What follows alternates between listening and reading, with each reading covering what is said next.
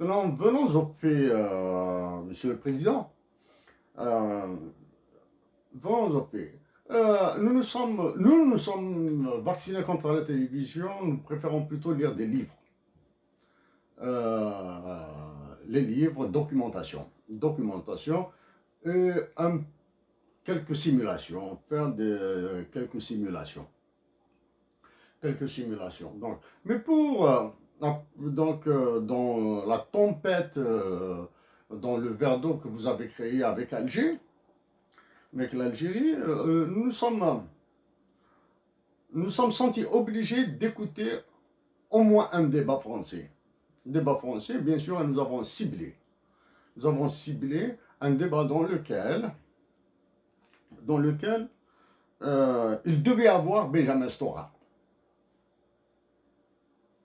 Et nous avons été bien servi dans ce domaine-là, donc nous l'avons écouté. Nous l'avons, nous l'avons écouté, probablement pas l'intégralité, bien sûr. Et nous avons écouté aussi une partie d'un débat auquel avaient participé M. Pascal Boniface, M. Hasni Abidi et M. Abdrahim. Nous excusons d'oublier pour le nom, nous l'avons oublié. Donc, ce sont des professeurs d'université ou des chercheurs. Concernant le débat dans lequel a intervenu Benjamin Stora, nous le répétons, c'est votre allège-bot, c'est votre serviteur qui veut terminer sa vie dans les sphères politiques, dans les sphères de décision de l'État français, et avec probablement un souhait de figurer dans les livres de l'histoire de la politique française et de sa politique étrangère en particulier. Donc, nous sommes partiellement d'accord avec lui sur un point. Nous avons affirmé bien avant Benjamin Stora qu'il n'y a pas de rente mémorielle concernant l'histoire de la révolution algérienne. Il n'y a pas de rente mémorielle du côté algérien. La rente mémorielle est plutôt du côté français. Ce sont les Français, particulièrement ceux qui prétendent à des mandats électifs, qui l'agitent à chaque fois parce qu'elle est source d'un dividende électoral. Donc, en pensant à un dividende électoral, nous pensons dans notre esprit, il y a aussi un dividende démographique. Parce que nous allons parler dans quelques instants de la démographie. Donc, c'est du côté français qu'il y a une rente, mais du côté algérien, il y a un gaspillage d'une richesse. Mais nous le répétons, que la révolution algérienne relève du patrimoine public universel. Donc, même si les Algériens et les Français la tirent vers le bas, les autres nations la porteront vers le haut, vers la place qui est la sienne. Ça, c'est le côté rente. Donc, côté algérien, il n'y a pas de rente. Il y a un gaspillage d'une richesse. Côté français, il y a une rente. Aucun, nous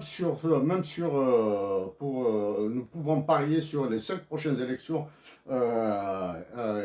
présidentielles françaises, il y aura toujours la question de l'Algérie au milieu. C'est une question qui honte. Maintenant, la création de l'État algérien. Sur cet aspect, nous avons été entièrement satisfaits. Entièrement satisfaits sur l'existence de l'État algérien. C'est-à-dire, beaucoup de raccourcis faits par des universitaires, beaucoup de simplifications, et ce sont des professeurs d'université, des universitaires qui en ont abusé le plus. Ce qui montre la différence d'analyse académique universitaire en France et dans les pays anglo-saxons. Nous nous expliquons. L'État algérien, en tant qu'administration, ne pouvait exister parce qu'il était colonisé. Il était colonisé avec une colonisation d'extermination. Voilà. Il y avait une administration française en Algérie. Dans l'administration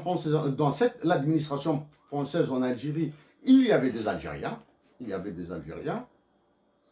Et maintenant, ça c'est côté, on va dire, l'aspect légèrement westphalien de l'État. Westphalien de l'État. Donc pour le reste, nous préférons, c'est en français, nous préférons vous faire écouter notre compatriote Lounas Matoub, dont une portion de la France porte son nom, qui nous donne une explication, qui nous donne quelque chose. Probablement que vous n'allez pas entendre le son.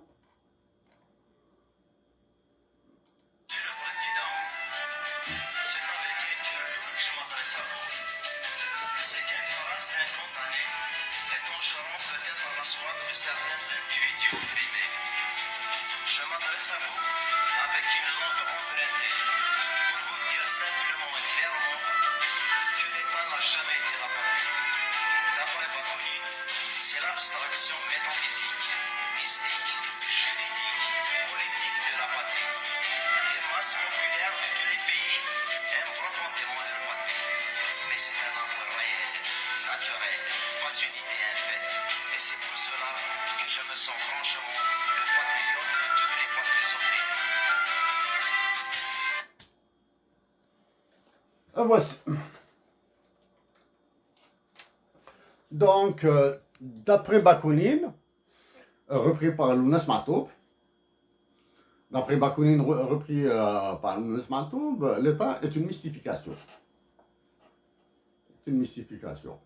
La preuve que l'État est une mystification, depuis récemment, maintenant commençons par les événements récents, depuis 2011, 2012 dans notre cas, que nous avons travaillé, que nous nous intéressons sérieusement à la situation de l'Algérie, aux relations internationales de l'Algérie avec les autres pays, oui, les Algériens ont traversé des moments difficiles, extrêmement difficiles. Il y a eu des récessions de l'ordre de 20%. Et même avec une telle récession, les Algériens sont restés debout. Pourquoi nous disons les Algériens sont restés debout? C'est pour vous montrer que même si l'État a conduit à une faillite de la gestion du pays, les Algériens ont maintenu l'État debout. Donc la somme des efforts des Algériens, des efforts positifs bien sûr, et la somme des efforts négatifs d'autres, etc., est plutôt favorable aux résultats positifs. Donc l'État, les Algériens ont donné la preuve que l'État dépend d'eux, des individus qui composent l'État. Donc voici pour l'État. Continuons un petit peu sur l'État. Continuons un petit peu sur l'État. Durant la guerre de libération nationale, des centres administratifs et des mairies ont été créés en Algérie. Des départements, des arrondissements ont été créés en Algérie. Nous espérons, Monsieur le Président, Monsieur Emmanuel Macron, que le temps vous permettra, vous offrira l'opportunité de visiter notre village, Boujlil, en Algérie, en Kabylie, dans la vallée de la Soumam, dans la région d'Akbou. Nos compatriotes de Boujlil vous raconteront l'anecdote, comment a été créé le centre administratif de Boujlil, notre village, comment il est devenu mairie par la suite. Comment il est devenu... il est né à travers une anecdote. Beaucoup, du moins beaucoup non, nous détestons les adverbes qualitatifs là parce qu'ils relèvent de la logique floue. Des événements historiques sont nés à partir d'anecdotes. Une anecdote parmi tant d'autres. Les Peace Corps des États-Unis d'Amérique sont nés d'une boutade du président Kennedy sur le campus de l'université de Stanford. Il a lancé une boutade. Les étudiants américains l'ont saisi au vol et ils ont créé les Peace Corps. Voilà. Ça, c'est une boutade. C'est une force de frappe extraordinaire. Bon, passons sur les anecdotes. Ensuite, les professeurs d'université que nous avons écoutés dans vos médias, dans médias mainstream,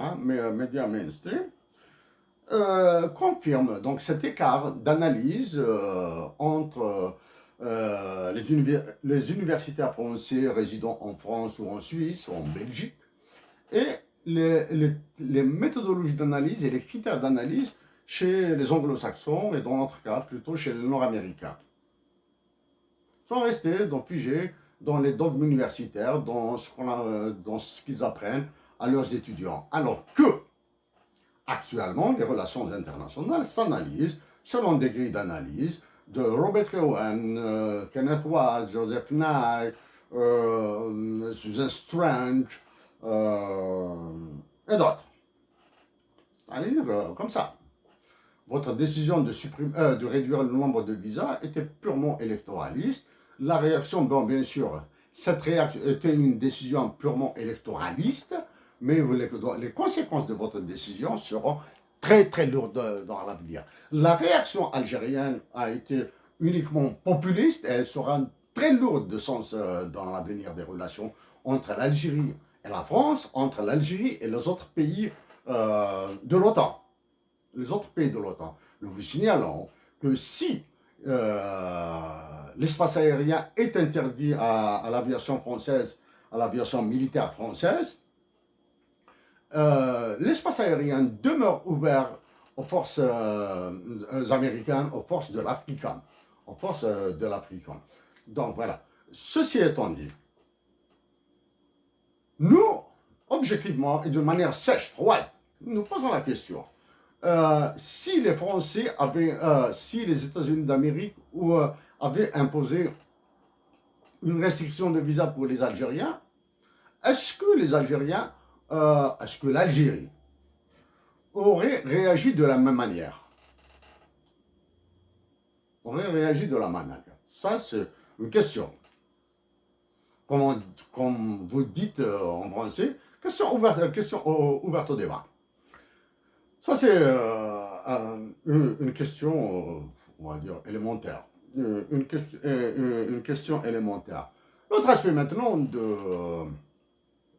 l'autre aspect de cette crise dans un verre d'eau que vous avez créé, que l'État algérien et l'État français, les États officiels, hein, ont créé dans ce verre, une tempête créée dans un verre d'eau, hein, montre à quel point certains sont ombrageux, d'autres sont susceptibles. Certains protagonistes sont susceptibles, d'autres sont ombrageux. C'est-à-dire, il devient de plus en plus difficile aux générations actuelles d'entrevoir des voies de solution, alors que nous sommes ouverts pour la solution. Étant donné maintenant que les canaux de communication formels, hein, officiels, sont bouchés, nous vous proposons une autre fois de vous rencontrer, de venir en France, vous rencontrer et discuter, juste des discussions sur les solutions aux vrais problèmes algéro-français et aux faux problèmes algéro-français.